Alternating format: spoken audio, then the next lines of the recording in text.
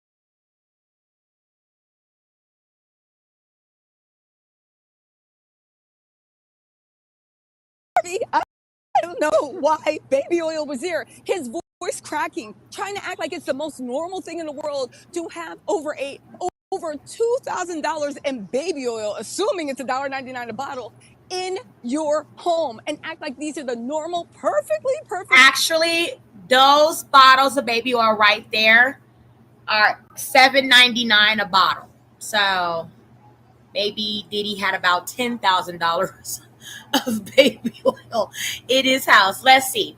Let's do a little Google search, okay? Because I just bought some of this exact baby oil that's on the screen. It cost me like $7.99. So how much does a bottle of baby oil cost? So the Johnson's baby oil is $7.86. Okay, so you times that. Okay, let's get our trusty handy dandy calculator. Okay, hold on, calculator right there. And we do $7.68, right, times 1,000. Diddy had $6,515.71, give or take, in baby oil confiscated, or however have you, in the raid where they came out with the baby oil. It was around about $6,515.71 in baby oil. Enough baby oil to last all families the rest of their lives times two. Perfectly rational and perfectly legal actions of an innocent man. Again, it's an interesting choice. It's an odd choice, but as somebody that is, it may not be criminal to most of us looking at this, like, so the fuck. I mean, there's people with a million boxcar Hot Wheel race cars. Are y'all like, oh my God, he must be a freak for, you know what I'm saying, the top race car driver, because why does he have every single, you know what I mean? Like, people collect a lot of things in the upper excessive amount of shit. That's just what people do. Not for nothing, it, you know, shows that Diddy's a freak. Justice, I welcome this. Bravo, Mark. Bravo. I hope he does another TMZ level performance. Please join us on our mission to find missing people, especially children, to solve. I'm not going to be playing these games with you at all, at all. So I don't know. You think you silent treating me, and you think I'm gonna be, nah. You'll have a rude awakening. You'll just have silence, and ain't nobody threatening you. And I ain't trying to go back and forth with no woman. You know what I'm saying? I'm telling you, I ain't got no time for no games. Where my life is at right now, I don't have no time for no games, baby girl. Me and you can be mad. I can have a spat. We can have whatever. Then after that, you better get on your job. That's really that's all it is. Cause you got me on my job. Nah, it ain't never gonna work like that over here. You know what I'm saying? I was trying not to leave this message, but you have left me no choice. So either you go in the direction of like moving on and shit like that, or you like just like have me just keep moving. Ain't no threat. I'm just being clear. I can't do this shit with you every time you get upset. Get on your job. Get on your job and get in there in the freak off and be videoed having sex with multiple male sex workers, Sean Combs. You can kiss my hard-working rear end. How dare he? I'm not mad. I'm not like, am a fan of Nancy. Like, she's always protecting the essence and the fabrics of the fibers of women, right? So I'm always going to, give Nancy Grace her homage. In the case of Diddy, particularly under these charges, they just don't fit. Diddy is just a scoundrel. You know what I mean? He's a low down, dirty scoundrel. You know what I'm saying? He's from the pits of the Penguin on Batman's lair in the fucking sewer type scoundrel ass nigga. It's unfortunate that Diddy, with all of his wiles that he does have, um, at his, disposal of life, of becoming who he had became, he used what he had, just similar to R. Kelly, but they haven't brought it to the level of where they could necessarily incriminate Diddy like they did R. Kelly. Um, he did it for evil. Okay, and I mean, yeah, it sounds bad. Get on your job. However, if you are paying someone's lifestyle to maintain it for them, and your stipulations of the obligations are for them to do X, Y, and Z, if it's to have sex with multiple people, while you watch in a you know, what's the word I'm looking for? A joy. What's that word? It's on the tip of my tongue. In an joyous way, or however, you know what I'm saying. Then, the words on the tip of my tongue, like a voyager, okay, type of way. And unless that's now a crime, because I'm not saying that I don't know that, you know what I'm saying.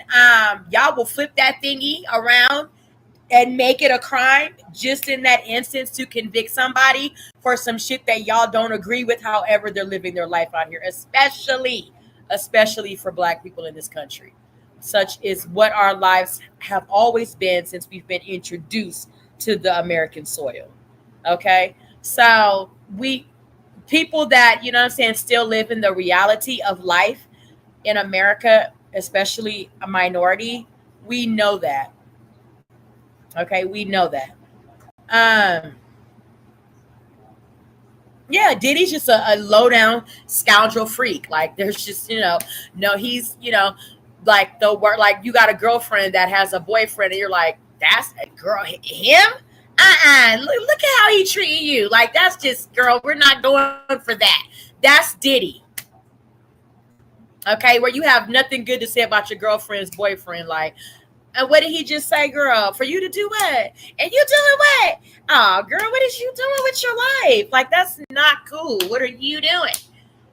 That's Diddy. Okay, he's the worst type of boyfriend that you want to have, or partner, or companion, or whatever have you, lover, whatever have you. Diddy's just the worst of the worst. Okay, as far as it being to the extent of him going to prison, in the federal prison for life, behind being a terrible, most ruthless, sinister, downright diabolical boyfriend, under the parameters of where y'all have been able to convict him or charge him, I'm not seeing it. I do see y'all giving Diddy some time. I do see that. So, my predictions have been going on since the case started, and then the trial, and now the trial closing, seemingly this week, or however have you. I don't see it that Diddy's going to just ice skate backwards out of here. But I do see him not spending the rest of his life in prison. But we'll see what y'all do with him. We'll see. Y'all got him. Y'all wanted him. And we're going to see what y'all do with him. Tell this woman, get on your job. Lynn Shaw, it makes me so mad. I think I could chew a nail in half. It brings tears to my eyes as well, because I have represented women, as have you, that have been beaten and coerced into up to 20 tricks a day, 20, 30 different sex partners a day, or they would be beaten. Their money would be taken away, their driver's license, their cell phone, all sorts, all manners of coercion. I get the pimp Romeo tactic, but I don't know if the jury is going to get it. Explain it. Yeah, Nancy, that's the problem. The public as a whole don't really understand this pimp Romeo, as well as the justice system. I'm convinced they don't even really totally understand it. But here's the thing. It is, let me break it down very simply. A vulnerable young woman, girl, thinks she has a new boyfriend. He showers her with love and gifts, and it may be good for a day or two, or even a month or two. And then it turns into, oh, baby girl, you love me. You'll do this for me. I'm a little short on the rent. I need a car payment. I need a new Gucci belt. If you love me, you'll do it just this once. This is what we hear a lot. And they do it the once because they think they're in this love relationship, right? And again, I want to remind everybody, mostly very vulnerable girls and women. Okay. Fast forward, then it becomes a little more hardcore, and they're forced into full-blown sex trafficking. This is sexual servitude. Everybody has to understand what the Dirty Diddy case, and the public has to understand. And I'm praying that this jury, if they understand nothing about a pimp Romeo, they will keep thinking about that Cassie video of being knocked down, dragged, barefoot, running to the elevator. That will remain in their minds, as well as get on your job. That says to me sex trafficking. So we have to do a better job as a society in educating the public to intervene and prevent any new victims, and to hold this Dirty Diddy once and for all accountable to some form of sex trafficking, sex labor trafficking, again, force, fraud, coercion. I'm seeing it all over the place. He's guilty, in my opinion. Well, it's exactly as you just said. I want you to take a listen to what Jane, not her real name, said, speaking of the pimp Romeo tactic of coercion. Listen. Jane agreed to have sex with Don, believing she was fulfilling a fantasy for her boyfriend and it would not be regular, but compares her first yes to opening Pandora's box she could not close. Every meeting after involved sex with another man. Jane protested to hotel nights, verbally and in writing, but each time Combs threatened to break up with her and withdraw his financial support. And even though Sean Combs, correct me if I'm wrong, Sydney Sumner, joining us, Crime Stories investigative reporter, also on the trial, Sean Combs' lawyers tried to pretend he didn't know that these women repeatedly said, I don't want to do this, I don't want to do this, to the point where Cassie Ventura was actually... That's where they're going to get Diddy and have Diddy, hanging over a balcony in a sense of the federal prison, is because Diddy has something to hold over them like a lot of ex-traffickers do. How we hear shit, go down in the ex-trafficking world is, I will hurt your family. You know what I'm saying? It's not necessarily like I'll send video to your family. It's more so like I'll hurt them. If you don't do what I want you to do, I will hurt your mother. I'll kill your kids. Something of the nature to that. But however, Diddy was holding something over his ex workers, you know what I'm saying, in a sense where he was holding their careers over their head, or their apartments over their head, or their trips over their head, or their Gucci bags over their heads. And okay, you don't, want to freak off, then you don't get a new Gucci purse. I'm going to go over here and give it to Young Miami and, make you jealous of it. I mean, I don't see elements of extreme. I don't know. Maybe this is low level ex trafficking now. I don't know. I live a very simple, mother, wife, career woman at home with my family. I don't know if this is something that is being introduced into ex trafficking now, where, Diddy has set a margin or however have you for this to be introduced into potentially, something that a person can be sent to the federal penitentiary for doing. But we're going to find out. We are sipping tea on Diddy. Diddy, the jurors are deliberating on his verdict. Will he be acquitted or will he be convicted? The Diddy trial. Let's continue to review the predictions of it. Right now, we're up with Nancy Grace, paying homage to her YouTube channel, Nancy Grace Crime Stories. And she is all over Diddy like a bad suit, y'all. Dragged back physically to a freak-off by a bodyguard. Is that not coercion? Have I lost my mind? But they tried to pretend that Combs didn't know the women were unwilling, Sydney Sumner. Exactly what they argued in court, trying to finalize the instructions that the jury would hear. They said that they have not proved that Combs had the mens rea for all of this to have been a crime. They said that the women never told Combs in person or in writing that they did not want to participate in these freak-offs. And it's simply just not true, Nancy. Jane said this multiple times. We saw in her own texts multiple times that she frequently expressed that she did not want to participate. She did not want to do these things. She was upset about it. And Jane also had to testify to the fact that other women particularly bothered her because she knew that Combs was seeing other people, other women, and they were not having to do what she was having to do to have time with her boyfriend. They weren't being locked in a hotel room for a week at a time. Only she was. And she particularly felt that this was something she was constantly pushed to do against her will. And they signed a contract, Nancy. That's just insanity to me. They signed a love contract. Combs obviously thought that he was paying Jane's rent in exchange for her having sex with an escort anytime he wanted her to.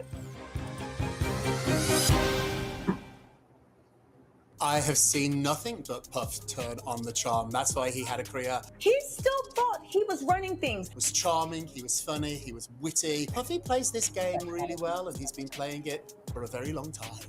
I think this might be the limit of his star power.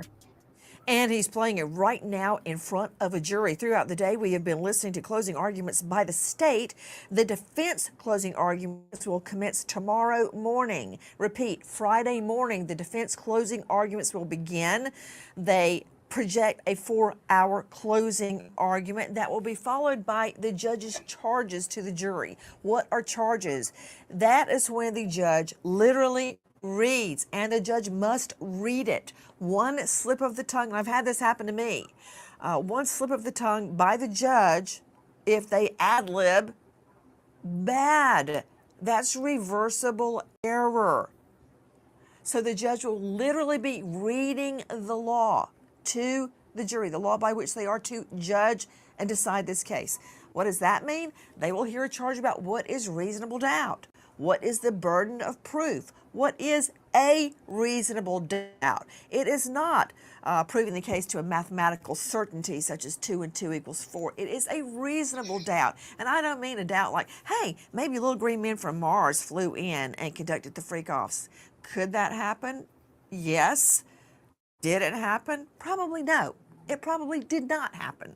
So all of these legal theories must be explained to the jury. And yes, they zone out during that. Imagine sitting in a warm courtroom while the judge literally reads about 30 pages of the law. It's really hard. Think about after you have lunch and you want to take a nap, but you can't, and then they're in the courtroom, everything gets all warm and cozy, there's no distraction, the judge is droning on and on. Outside. Yeah, they're going to zone out. This is why I believe the jury charges are important. Sydney Sumner, I need you on this because the state got a very important charge. During closing arguments, both lawyers, Agnifilo for the defense, Slavic for the state, will say, you will hear the judge state the law on X. Yesterday, the state argued and got a charge that the sex act did not have to be completed for coercion into sex to be shown. They are putting all their money, back to Vegas odds, Sydney Sumner, on Cassie Ventura. And this is why, Sid, in that video, if the state can prove that in that one video, the Intercontinental Hotel beatdown, in this one video, she was dragged back to a freak-off, which we know she was, because when security got there, there was another man there. He was a sex worker, and her testimony is that this was a freak-off, right? And he didn't take the stand to rebut it. She was dragged back to the room, but at that time, Sydney, she got her bags and left. So the state got the charge. The jury is going to be told, Sydney, that the sex act did not have to be completed. So, Sydney, what I'm trying to explain is that if the jury believes she was beaten and dragged back to a freak off, that shows coercion, and coercion shows sex trafficking. So if this one... Why? Okay, I have to stop it there, Sippers. Why wasn't Cassie made to tell what the video of her and Diddy at the Intercontinental Hotel was all surrounding? From the very second the thought of being at the Intercontinental Hotel came about until the very second. The only thing we heard was a little bit about, however we saw what we saw on the video. And then we heard text messages, right? About her telling him she didn't want another night of what happened at the Intercontinental. And then she laughed out loud. Abbreviated LOL. Her and Diddy were kind of laughing about the beating the day of the Intercontinental fight. So it's like, it's a lot, y'all. Instance is proven. The state has met its burden. Bam! Explain the jury charge, Sydney Sumner, that the state got yesterday. Well, Nancy, in addition to what you mentioned, they also got in that previous consent does not mean that a victim was not later trafficked. So I think both of those go hand in hand and are very important in showing that just because the actual sex act didn't happen, and just because they may have said yes to this the first time, doesn't mean that later on Combs did not traffic them. And I think they really have met their burden of proof, Nancy. We've seen all of these text messages, all of these protests, all of these gentle rebuttals. So even before Cassie was dragged back into this hotel room because Combs... Jermaine!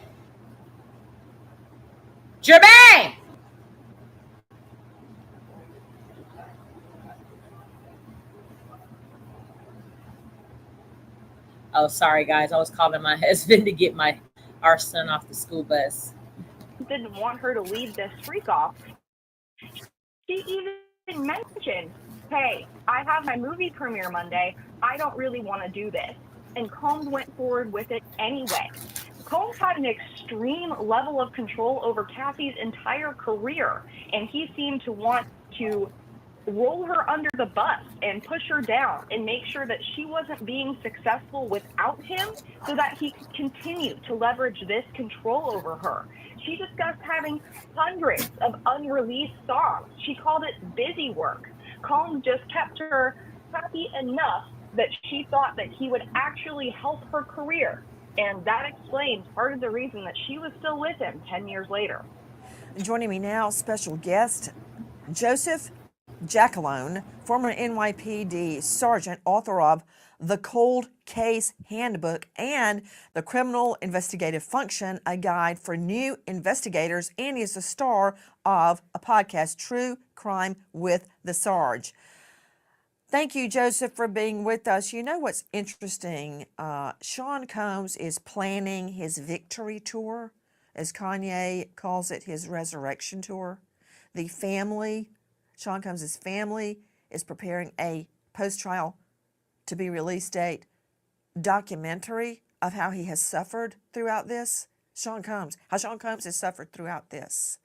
There is a block party planned. There is a July 4th party planned for when Combs gets released. The bookies in Vegas are betting against the state. But you know what? I ain't giving up, Jackalone. I'm not giving up, because I believe the state has proven its case against a very, very popular, a very, very wealthy celebrity. And it tastes like a dirt sandwich to think he could get away with all the beatings, all the threats, the car bombings, the bribing, the extortion. It's almost more than I can take, because you know what, Joseph? He's no different than a pimp at the corner of Broadway that beats a woman to go turn tricks. He's no different, Jacqueline. No, he's not, Nancy. And I was always taught, you don't put the cart before the horse. And I think that's exactly what's happening here. I mean, listen, I think that the prosecution has a very strong defense. And listen, I wouldn't bet against the federal government. They just don't walk into these things and saying, anything willy-nilly. They usually have a very strong case. They have the full backing of government. They have videos. They have testimony. They have eyewitnesses. They have so many different aspects going for them. They've circumstantial evidence, direct evidence, you name it, they have it. It's about the presentation. It's about what the jury is going to believe, of course, in the long run. My only concern is that butting up against the July 4th weekend where court's going to be closed. So, you don't, if they get it Monday, you're looking at maybe Monday, Tuesday, and Wednesday. I hope that they're not going to try to rush things to get it done before the holiday. That's always a concern. Sydney Summer, before I throw this to Dr. Bethany Marshall, could you please explain what we heard early this morning when the lead defense attorney, Mark Agnifilo, came in the courtroom and tested the mics? He sang Copacabana. Apparently, he started out, her name was Lola, to try and test this mic. He shouldn't need it to give any of his statements today, but he may need to object. So I don't know if that is a sign, if that means something, that they're feeling extremely confident going into closing arguments, but that seems a pretty relaxed way to test that mic. You know what, Dr. Bethany? Even people here on my studio. It's open in there on the side of the door. I have a completely different reaction. I want to cry because it's all just a big joke. It's just a big joke. And you know what? For all of you producers sitting here that actually laughed when you heard Agnifilo tested the mic by singing her name was Lola, it's just a big joke to them because they have never been a sex assault victim. And I'm glad they haven't. They've never had to deal with one witness I had. In the middle of her direct testimony, she couldn't take it, Bethany. She put her head down on the desk in front of her at the witness stand by the mic and went into some kind of catatonic state. In my rape case, okay, forget my case. Forget what I was trying to do. What about her? When she had to recount what happened. These people are never the same, Bethany. And you know what? Just wait a minute. The state is not allowed to do this, but I can do it because I'm not arguing to a jury. Forget about yourself. Think about your daughter having sex time after time after time in one night for hours. Sex marathons that go 24, 36 hours with multiple sex workers that were hired specifically because they are, quote, well endowed by Sean Combs. With him standing by naked and videoing this happening to your daughter. To your daughter. Oh, Nancy. What a change. Because nobody's laughing in the studio now. It's not funny anymore, is it? You know that song, Her Name is Lola? My first association was Lolita, who was a 13-year-old who was sexually abused, all right? And then Jeffrey Epstein's plane is the Lolita Express. This, I think, on Mark Agnifilo's part, is an unconscious reference to the fact that women deserve to be abused. That's the first thing I heard. I think it's disgusting. And I was thinking too, doesn't he have daughters, sisters, a mother? He wouldn't want them in that kind of a situation. I think the defense actually is serving up the idea of force, fraud, and coercion on a silver platter. And what I mean by this, the 3 stages of the pimp Romeo syndrome, the pimp pretends to be in love with the victim, love bombs, all of that, then grooms and gets the victim's trust. And in the 3rd stage, the victim cannot break away. So they do go back and forth like, okay, I'll arrange, I'll call the sex workers for you. They are terrified. And then they say no, thinking that Sean Diddy Combs is actually listening to them. And when you say no so many times and the other person doesn't listen, you start to become brainwashed that you didn't say no at all. That's what Cassie said in her testimony. It wasn't until she looked back at her texts that she realized she had been saying no for years. She had dissociated from that. And one more thing, Nancy, this Mark Agnifilo singing the Lola song reminds me of all the rich, wealthy, powerful men who went on the Lolita Express, knowing exactly what they were going to do, getting to that island, participating, and thinking it was all one big party. It's not a party. Women and men are being abused. It's a tragedy. As we head to a verdict watch in the Sean Combs sex trafficking trial, we stop to remember an American hero, Trooper Mart. All right, that was Nancy Grace's predictions. And we are reviewing the predictions of the Diddy trial, wrapping up, coming to an end. Let's see what Law and Crime is spilling tea on Diddy. Y'all, when y'all come in the room, remember to drop your teacups in the chat and like and subscribe. You're sipping tea with Tanisha Talks Teas. And we are on the week of the deliberation of the jury for the Diddy trial that only lasted 2 minutes. And so, it's a lot. It's a lot. Okay.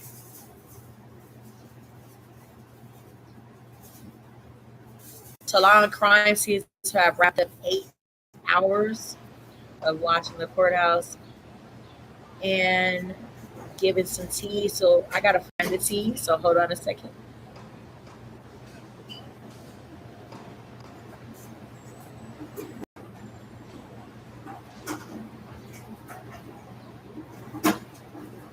There we are. There's no testimony. Closing arguments are done. First off, what does the scene look like there today, considering after jury instructions, it's going to be a lot of waiting? Yeah, Chris, good morning. Thank you for having me back. And drop it in the chat, sippers. What do you guys think? Will Diddy be acquitted or will he be convicted? Do you think he'll get time? If you do, how much time? And if he will get time, what do you think he'll be convicted of?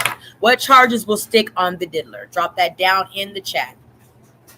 So fun to bring you guys updates, and I'm really excited to see what's going to happen today. As you said, we could get a verdict, and that's kind of why when I was walking over to the courthouse this morning, I expected something kind of wild, because at any moment we could have a verdict once those deliberations begin. Of course, jury instructions ahead of that. But as of right now today, nothing too wild here. I mean, on Friday when we had the closings from the defense, I did see quite a bit of a line, especially for reporters or even spectators who are hoping to get into the courtroom or the overflow room to kind of be in the courthouse for all of it. But right now, not too much going on outside of the courthouse. I mean, we have reporters from all over the world, literally, and that's really the bulk of the people that we are seeing here. However, it's still early and we haven't begun deliberations yet, so things could change at any moment.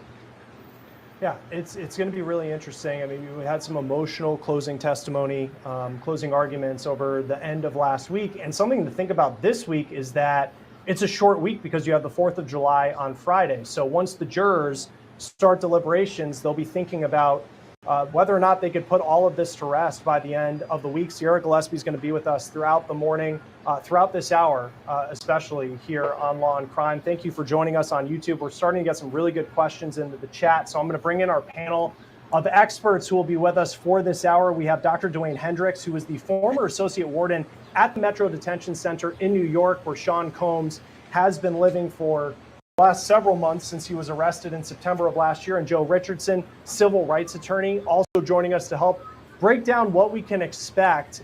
Today, first off, they'll be going over jury instructions. The judge will be laying out how jurors can go about their deliberations.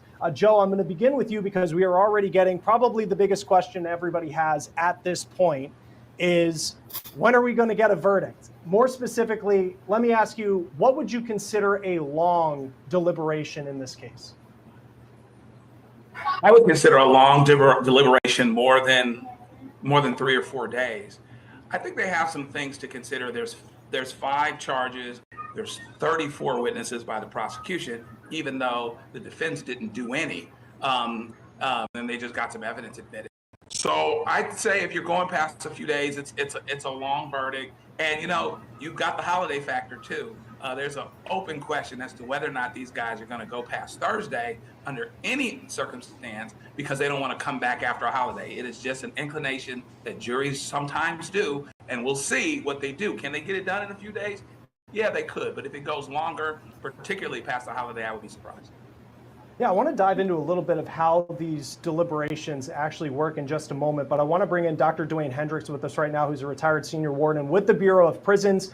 That is the federal department that Sean Combs potentially could be living in if he's found guilty, but he's also the former associate warden at the Metro Detention Center from 2013 to 2016, which was before Sean Combs was sent awaiting trial. We do have a question coming in for you, Dr. Hendricks. This is from I Don't Care Bear number 1. What does the average day look like for Diddy at MDC? Well, when he's not coming over to the courthouse, since he's there on pretrial status, he'll get up in the morning. They bring the food over to the units, so he'll get up. If he wants to have breakfast, he'll have breakfast. And then he's in an open base setting, so he'll be basically out of his cell most of the day. He can watch TV, he can talk on the phone. There's a small little workout area outside the pod that he's in. Has a little basketball court, a little area where they can run a little bit, get some, like I said, get a little exercise in. And then typically, medical staff will come in, do a sick call just in case there's any individuals that aren't feeling well. They also do pill line. I'm not sure if he's on any type of medication. And then that's pretty much most of the day. I mean, then if his family, friends or associates wants to come visit, he can have a visit, I'm sure, over the weekend prior to deliberations. I'm sure he probably has some family members coming over to meet with him this weekend. And then there's 5 counts during the day. 2 of them are stand up at 4 p.m. and at 9 p.m. So that's pretty much the typical day for pretrial inmate. And then other inmates, obviously, are either working on their cases, they're going to the law library, and that kind of thing. So it's pretty mundane, and in terms of being at a pretrial facility. And Dr. Hendricks, we're getting a lot of questions coming in specifically for you in the chat. So you're a favorite early and often. Joe, also a lot of questions coming for you as well. And you can see we have our Sierra Gillespie standing by. Joe, so early today, right out of the gate, they're going to go over jury instructions. That's expected to take as long as 2 hours. What can we expect? What type of instructions does the jury get to understand what their job is once these deliberations begin? Before we go there, we just heard what it looks like in the day in the life of Diddy since Diddy's been incarcerated, okay? 4 a.m. he wakes up, 9 p.m. he goes to bed. He's mostly out of his cell for the majority of the day, can watch TV, brag, however have you, intermingle with the other inmates there. Diddy's not on like R. Kelly lockdown. He's not in solitary confinement. Diddy's life must seem to be, pretty, easy breezy, beautiful cover nigga, because he's freely able to move about the jail during the time period of when he could be out of his cell or however have you. He must not been having any problems being the diddler in there. So yeah, that's what the day in the life of Diddy currently looks like while he's on trial for these ex-trafficking RICO charges. Let's continue on. You are sipping tea with Tanisha Talks Teas up on the Diddy verdict. Acquitted or convicted, we are going to be live until it is what it is, y'all. So drop it down in the chat. What do y'all think? Will Diddy be acquitted or will he be convicted? If he is acquitted, what do you think his next moves are going to be? If he's convicted, what do you think the time will be? Drop that down in the chat. Also with your teacups, like and subscribe. Let's get it. There are always general instructions, a series of general instructions having to do with their obligations as a jury, including, but not limited to, things related to evidence as a general standpoint. Here's how you're supposed to weigh evidence. Here's where common sense weighs in. I'm not quoting, from exact jury instructions, but they do cover what their conduct is supposed to be as jurors, how they're supposed to weigh evidence, and then the specific causes of action themselves. Okay, as it pertains to racketeering, this is what needs to be shown, and then there's some supplemental instructions or some instructions that go into a bit more detail about each of the causes of action. So there'll be general instructions about their conduct, the things that they're supposed to do, and how to weigh evidence, as well as things that are specific to the causes of action themselves. Again, it's supposed to take a couple of hours, and then it will be in the jury's hands. A couple more comments and questions coming in. I have to shout this one out from Nat Lai. Says I'm having a great hair day. Says, Chris, your hair is beautiful. I only bring that up because when you work with Jesse Weber, you really have to bring it. And he's going to be on at noon today. Great hair game. Check that out. Hair and crime. That's what we do here at Law and Crime. Dr. Hendricks, I'm going to turn to you right now. Someone asks here, I'll get their username in a moment. This is from Sparkle Thickness 5728. Is P. Diddy getting any sort of special treatment as he's been held at the MDC? No, and I think probably the only special treatment he's probably given is where he's being housed in the East Building. MDC is set. There's two buildings. There's the East Building and the West Building. The East Building is mainly for the cadre inmates who are what we call trustees, inmates that can move about freely throughout the facility to work and program. So he's in an open-based setting, and he's housed with probably about 15 to 20 other individuals that are waiting trial.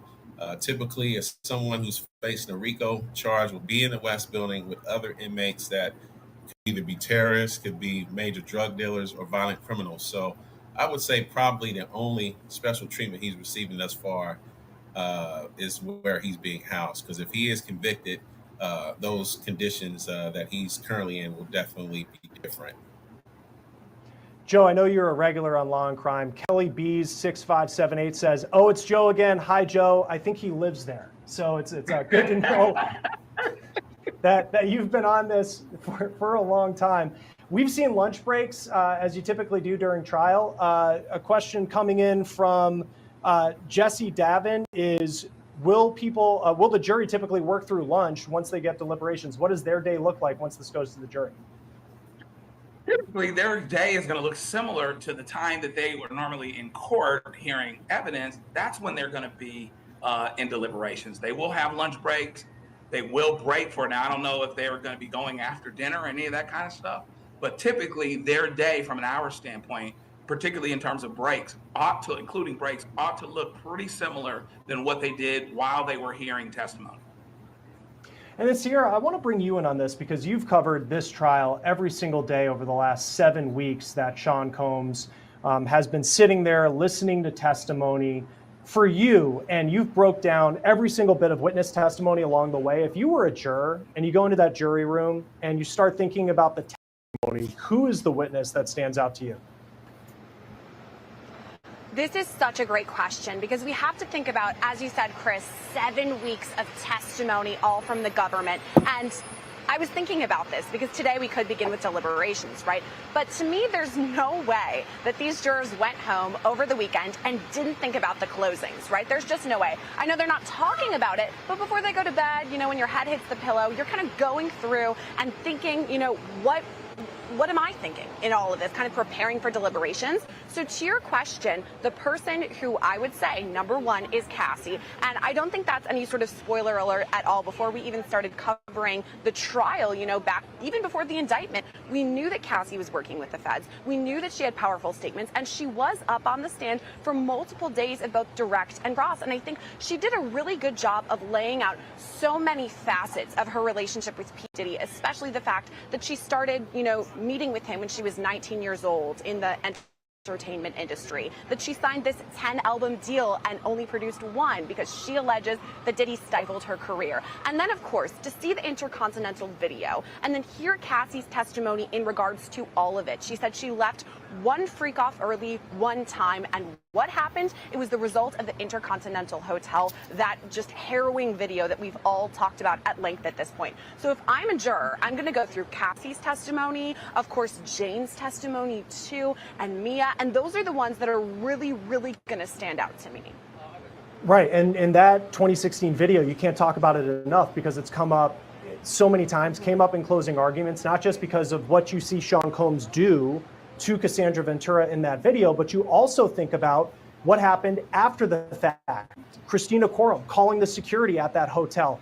Eventually, you hear Eddie Garcia on the stand talking about how he got paid $100,000 in cash to turn over what Diddy thought was the only copy of that video. But we know in 2016, or excuse me, last year it ends up being leaked to CNN, and then everything goes from there. Got a couple more questions coming in from the chat. Dr. Hendricks, I want to bring you in on this. Where is Diddy held during jury deliberations?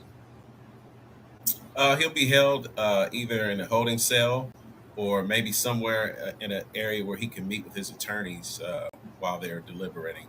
They will keep him over at the courthouse until the judge ends the today's session. So as long as they're deliberating and there could be a decision made, he will be in the courthouse. That question came from Sapphire 9841. Questions coming in hard and fast today, so we really appreciate it from everybody. Joe, a question I'll start with you, but this is one really for the panel. This is from Alexander Mateo 9582. With the government's case not being so clean cut, what are the chances of Diddy not being convicted of anything at all, Joe? If you pay attention to the evidence, I think there's a good argument that he ought to be convicted on transportation with intent to engage in prostitution. All of the elements seem to be there. That being said, there's this star factor thing that happens, and those that have heard me on Law and Crime have heard me say this a couple times, that I'm still surprised he got off of the Shine case 25 years ago. And so there's part of me that's not going to believe that Puff is going to get convicted until it actually happens. Mm-hmm. So is it possible that he's not convicted on anything? It's possible, particularly if the jury cannot separate the wheat from the chaff. If they don't believe that this is a criminal enterprise at all, it shouldn't carry over to transportation to engage in prostitution, but it could, because the government is presenting this thing whole to some people's minds. And so there's always a chance that the jury may reject it whole. But on the evidence, should he be convicted of something? Probably so.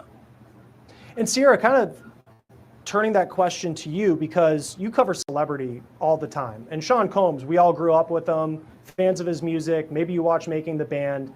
And there was probably 4 members of the jury, I would imagine, some starstruckness happening. I mean, you see Sean Diddy Combs, you realize during the voir dire process that this is the case that you're part of, but then you've been in the room with the guy for the last 7 weeks. We know how courtrooms can be, and we've heard from Elizabeth Milner, our reporter who's been in the courtroom, that there are times that jurors, they look exhausted. How much do you believe the celebrity of Sean Combs, who also, by the way, from what we've been told, looks a lot grayer, a lot older than maybe the Diddy you remember growing up with, how much could that celebrity impact the jury? Okay, Chris, I have to start by talking about Making the Band because I love the reference, and I think it does just go to show how far back Diddy goes in the timeline of all of us growing up and, being just part of pop culture from the 90s onward. So you're right to say that he's been with us for so long as this recognizable figure. And we saw this during voir dire, right? That some of the jurors said, yeah, I know him. Some said, okay, yeah, I listen to hip hop music. It's hard not to know who P. Diddy is. And also we've heard testimony from witnesses too on the stand, multiple people calling Diddy larger than life. So you know that when you see him for the first time as a juror, you're thinking, okay, this is the Grammy Award winning P. Diddy. I remember that video. I remember Bad Boy for Life. Whatever it is that they're connecting him to, maybe getting the key to New York City where I am right now, right before his indictment, So of course they're going to be thinking about that right away. However, as it goes on, perhaps Diddy becomes more and more humanized to them, right? Hearing some of the things that maybe aren't as glamorous as celebrity, perhaps cleaning up lube or baby oil from the Beverly Hills Hotel, for example. That's not something I generally think of when I think of celebrities, which, by the way, Chris, you did say this, and thank you for introducing me as the host of Scandal, which if you guys like what we're talking about with celebrities, Make sure to subscribe to my channel because that's where we talk all things celeb, including Diddy. But to your main question here, Chris, is this something that the jurors are going to take into the deliberation room? Well, they're not supposed to. It's not whether they like Diddy or don't like Diddy. It's whether the government has proved their case beyond a reasonable doubt. But to me, if I, Sierra Gillespie, am a juror on, deliberating on all of this, I think it's really tough to separate those things. Maybe this is something that Joe can speak to more too. The fact that if we don't like the defendant, maybe we're more likely to convict. So I don't know how ethical that is, but it could be there in the back of their minds. Yeah, Joe, I'll turn that to you because I'm just looking at a list of the jurors and what we know about them. For as much as I'm 37, grew up with Sean Combs, you have people, a female, she's a treatment coordinator. She's 74 years old. Somebody who worked in finance, he's 68. Another one, 67, 68. So it's not necessarily everybody grew up in the P. Diddy generation and was consuming his music, especially in the late 90s, the early 2000s, and then all the TV shows he did. Joe, in cases like this where you have celebrity, how much of an impact can someone like Sean Combs have on the jury just because of who he is? He can have a huge impact. Everybody knows who Diddy is, even if you don't consume his music, even if you don't drink his alcohol. He was a high society guy. The guy got the key to the city of New York City. And most rap stars don't have that, okay? Most business owners don't have that. And so he's the type of person that at least you've heard of, you've heard about. However one feels about it, depending on how close they are, they might follow along with an opinion. Those of us that followed East Coast, West Coast, rap and all these other things might have more of an opinion on P. Diddy one way or the other. But everybody knows that he's in the universe. And so the question becomes, hopefully the jury is objective about evaluating evidence and things like that. There's always this potential problem for jury nullification where if for their own righteous indignation, I think there's some people that really love Diddy on the street still. He's not doing so well with the government nowadays, but I think that there are some people on the street that love Diddy. And is there a possibility that they could actually ignore the evidence on some level and find him not guilty anyway? There could be jury nullification.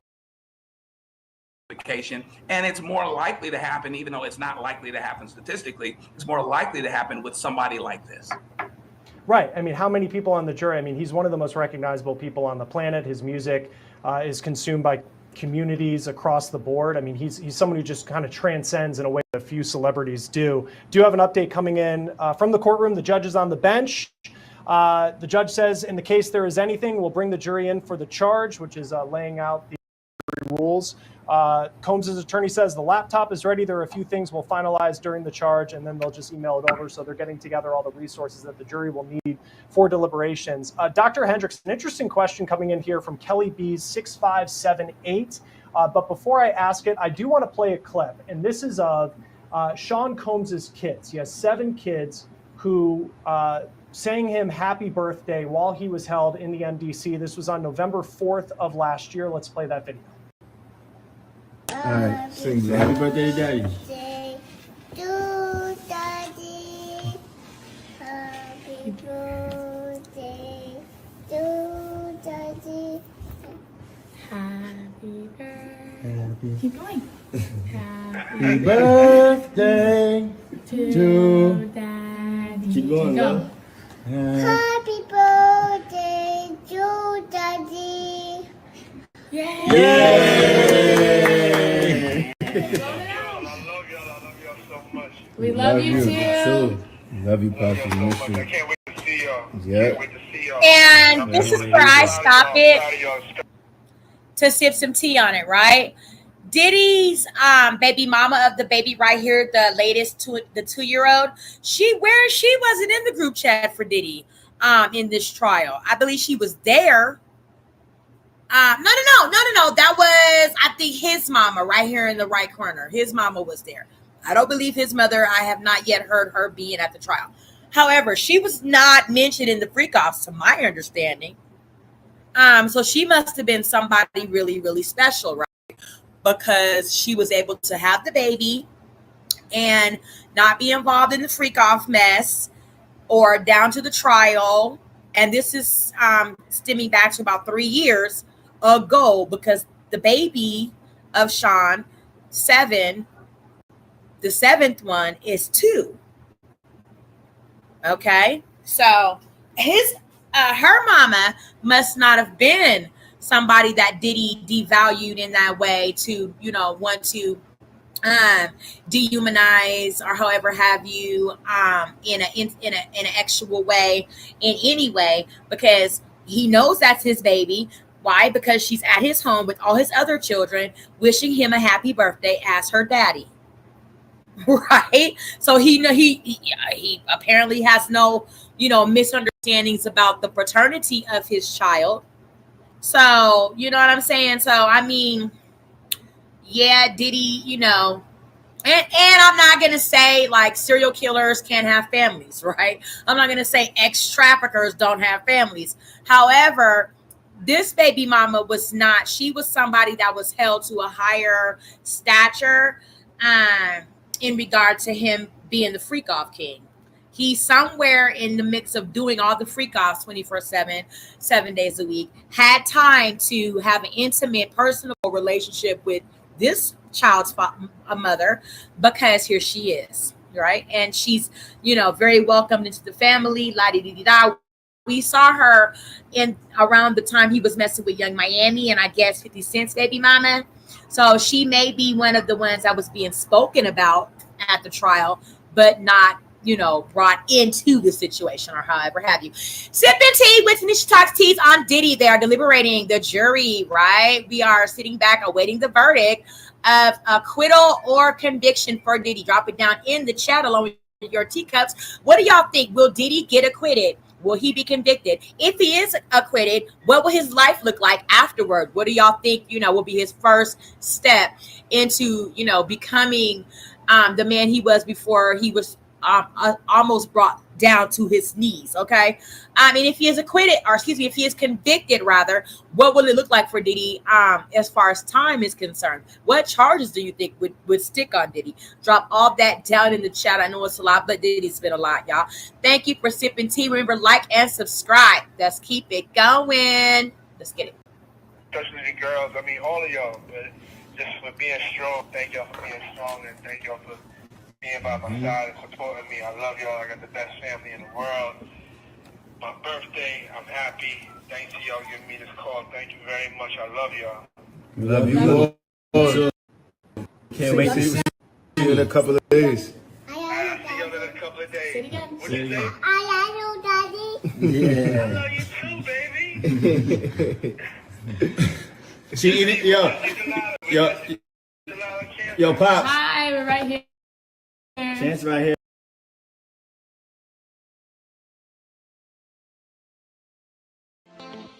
Thanks for watching. Remember to show your support by liking, subscribing, and sharing. It's a blessing. Keep your teacups filled and ready for my next upload. Until then, stay inspired and remember, always stay sipping.